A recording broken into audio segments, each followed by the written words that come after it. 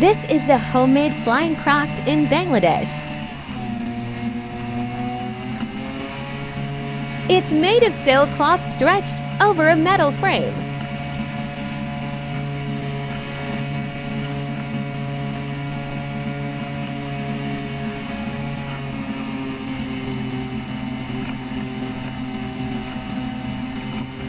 The wings are 11 meters wide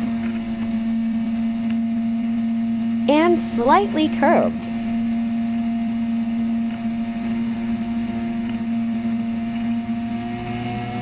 Just like an airplane's wing.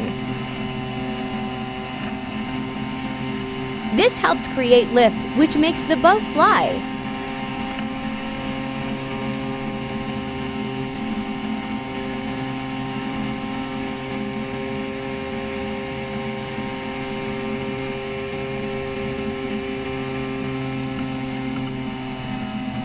It can fly up to 45 miles per hour and 30 miles per hour in water.